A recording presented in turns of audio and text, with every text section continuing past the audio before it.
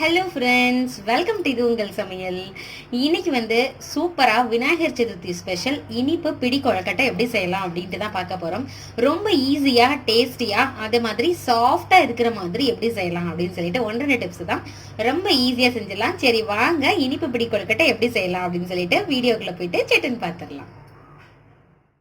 இந்த வீடியோவுக்கு அடுத்தே பார்த்தீங்கன்னா சூப்பரான டேஸ்ட்டில் பாரம்பரிய முறைப்படி பால் கொழுக்கட்டையும் வந்து ஆட் பண்ணியிருக்கிறேன். ஸோ மிஸ் பண்ணாமல் இந்த வீடியோவை லாஸ்ட் வரைக்கும் பாருங்கள். அடுப்பில் ஒரு கடாய் வச்சாச்சு. மாவை எப்பயுமே லைட்டாக நீங்கள் வறுத்துட்டு செஞ்சீங்க அப்படின்னா கொழுக்கட்டை வந்து அவ்வளோ சாஃப்டாக இருக்கும். இப்போ 1 கப் அளவு பச்சரிசி மாவை இதில் சேர்த்துக்கலாம். உங்கள்கிட்ட வந்து இடியாப்பா மாவு அப்படி இல்லைன்னா கடையில் கிடைக்கிற கொழுக்கட்டை மாவு எதுனாலும் எடுத்துக்கலாம். எல்லாமே பர்ஃபெக்டாக வரும்.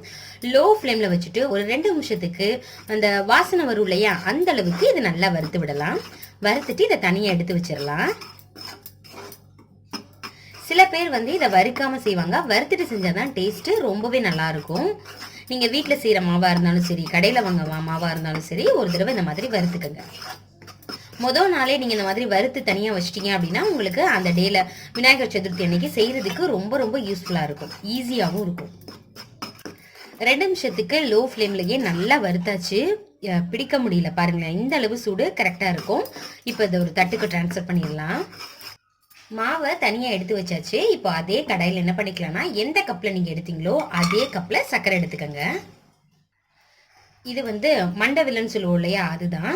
இப்போ தண்ணி வந்து 1.5 பங்கு சேர்க்கணும். 1.5 கப்பு சேர்த்துக்கோங்க. இது வந்து பாகுபதம் வரணும் அப்படின்லாம் அவசியம் இல்லை. நல்லா கரைஞ்சிட்டா போதும். மண் இருந்ததுன்னா நீங்க முதல்லயே அதை வந்து வடிகட்டிடணும். இப்போ வந்து நல்லா அதை கரைஞ்சதுக்கு அப்புறம் இதை வடிகட்டிக்கலாம். மண் இல்லை அப்படின்னா ஒன்றும் பிரச்சனை இல்லை, நீங்க அப்படியே யூஸ் பண்ணிக்கலாம். நம்ம சேர்த்த வெல்லம் எல்லாமே நல்லா கரைஞ்சிருச்சு பாருங்களேன். நல்லா கொதிச்சுட்டு இருக்கு. நல்லா லோ ஃப்ளேம் பண்ணிட்டு இதை நல்லா வடிகட்டிட்டு இதில் சேர்த்துக்கலாம். வடிகட்டியாச்சு. லைட்டாக இதை கழுவியாச்சு. இப்போ நம்ம வடிகட்டின அந்த சக்கரை தண்ணியை இதில் சேர்த்துடலாம். ஒரு 3 ஏலக்காயை தட்டி இதில் சேர்த்துக்கலாம். இப்போ நம்ம வறுத்து எடுத்த மாவு இதில் சேர்க்க போகிறோம். அடுப்பை நல்லா குறைச்சி வச்சிருங்க தீய. இது சேர்க்கும் பொழுது கெட்டியாகிறதுக்கு வாய்ப்பு இருக்கு. அதனால ஒரு தட்டில் இந்த மாதிரி நம்ம வறுத்ததை சேர்த்துட்டு ஒரு கையில் இப்படி போட்டுட்டே இந்த மாதிரி நீங்கள் மிக்ஸ் பண்ணி விட்டுட்டே இருந்தீங்க அப்படின்னா உங்களுக்கு அந்த கெட்டி விடுகாது. ஃபர்ஸ்ட் கெட்டியாக இருக்கிற மாதிரி தான் இருக்கும். லாஸ்ட் வந்து கரெக்டாயிரும். நம்ம சேர்த்துருக்கிற தண்ணி வந்து கரெக்டாக இருக்கும். நல்லா திக்காயிடுச்சு பாருங்களேன். நல்லா லோ ஃப்ளேம் பண்ணிட்டு தான் இது பண்ணணும். நம்ம வெல்லம் வந்து லைட்டான கலர்ன்றனால உங்களுக்கு ஒரு லைட் கலர்ல இருக்கு. ரொம்ப டார்க்கா இருந்தது அப்படின்னா நல்லா டார்க்கா கிடைக்கும் கொழுக்கட்டை. இப்போ சரியா இருக்கு. அடுப்பு இன்னும் எரிஞ்சிட்டு தான் இருக்கு. இதுல 1 டீஸ்பூன் கருப்பு எள்ளு மட்டும் சேர்த்துக்கலாம். நல்லா இருக்கும். தேங்காய் துருவிட்டு இந்த மாதிரி சேர்த்துக்கோங்க. ஒரு கைப்பிடி நிறைய சேர்த்துக்கோங்க. தேங்காய் எந்த அளவு சேர்க்கிறோமோ அந்த அளவு டேஸ்ட் நல்லா இருக்கும். இப்போ எல்லா சைடுமே போற மாதிரி நல்லா அதை மிக்ஸ் பண்ணி விடுங்க.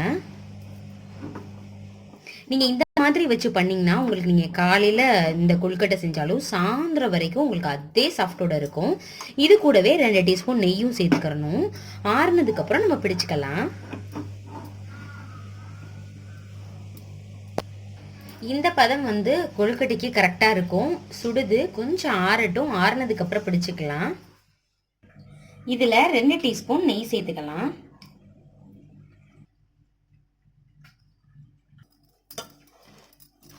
நல்லா ஆறிச்சு. உள்ள வந்து சூடு இருக்கதாங்க செய்து கையில நல்லா நெய் தடவிக்குங்க. தடவிட்டு நம்ம ஒரு சப்பாத்தி மாவை விட பாதி அளவு எடுத்துட்டு நல்லா இந்த மாதிரி பண்ணுங்க. உங்க கை விரல் வந்து இதுல பதிய மாதிரி வச்சிங்க அப்படின்னா இந்த ஷேப் வந்து அழகா இருக்கும். அதுக்காக தான் இதுதான் பிடி கொழுக்கட்டை அப்படின்னு சொல்லுவாங்க. நம்மளுடைய கை அச்சு வந்து அதுல பதியணும். பாருங்களேன், அழகா இருக்கு. இப்ப எல்லாத்தையுமே இதே மாதிரி செஞ்சுட்டு காமிக்கிறேன். எல்லா கொழுக்கட்டையுமே பாருங்க பிடிச்சு வச்சாச்சு. இப்போ நம்ம எண்ணெய் தடவி அதுல வச்சிடலாம். எண்ணெய் தடவை வேணா நெய் தடவிக்கங்க. நான் இன்னைக்கு இப்பதான் ஃப்ரெஷ்ஷா வந்து காய்ச்சினேன். அந்த நெய் தான் தடவி இருக்கிறேன். இந்த நெய் எப்படி செய்யணும் அப்படின்னு சொல்லிட்டு ஏற்கனவே நாட்காட்டி சேனல்ல வந்து வெண்ணெய் எடுத்து எப்படி பண்றது அப்படின்னு சொல்லிட்டு போட்டிருக்கோம். நீங்க பார்க்கல அப்படின்னா டெஸ்கிரிப்ஷன் பாக்ஸ்ல லிங்க் தர்றேன், அங்க போய் பாருங்க. எல்லா சைடுமே படுற மாதிரி நெய் அப்ளை பண்ணியாச்சு. இப்போ இதை எடுத்து 4 நாளா வச்சிடலாம். ஒவ்வொரு இதுலையும் 4 நாள் வச்சு எடுத்தாச்சு. இப்ப எல்லாத்தையுமே வேக வச்சு எடுத்துட்டு காமிக்கிறேன். ஒரு 10 நிமிஷம், ஒரு 8 நிமிஷத்துல இருந்து 10 நிமிஷம் வரைக்கும் தண்ணி வந்து இட்லி பானையில கொதிச்சதுக்கு அப்புறம் இதை எடுத்து வைங்க. 7 நிமிஷத்துல இருந்து 10 நிமிஷம் வந்து கரெக்டா இருக்கும். சோ வச்சு எடுத்துட்டு காமிக்கிறேன். 8 நிமிஷத்துக்கு எல்லாத்தையுமே வேக வச்சு எடுத்தாச்சு. பாருங்களேன், பாக்குறதுக்கே சூப்பரா இருக்கு. நீங்களும் இதே மாதிரியே செஞ்சு பாருங்க. உங்களுக்கும் இதே அளவு சாஃப்ட் கிடைக்கும். உங்களுக்கு நீங்க செய்யும் பொழுது எந்த அளவு சாஃப்டா இருக்கோ அதே மாதிரி உங்களுக்கு சாயந்தரம் வரைக்கும் இருக்கும். காலையில செஞ்சீங்கன்னா ட்ரை பண்ணி பார்த்துட்டு எப்படி இருந்துச்சு அப்படின்னு சொல்லிட்டு கமெண்ட் பண்ணுங்க. உங்க ஃப்ரெண்ட்ஸ் அண்ட் ரிலேட்டிவ்ஸ் கூட ஷேர் பண்ணுங்க. இந்த வீடியோ உங்களுக்கு பிடிச்சிருக்கும்னு நினைக்கிறேன். பிடிச்சிருந்துச்சுன்னா இது உங்கள் சமையலுக்கு சப்ஸ்கிரைப் பண்ணுங்க, லைக் பண்ணுங்க. இதே மாதிரி இன்னொரு இன்ட்ரெஸ்டிங்கான வீடியோல பார்க்கலாம். Thank you friends, by.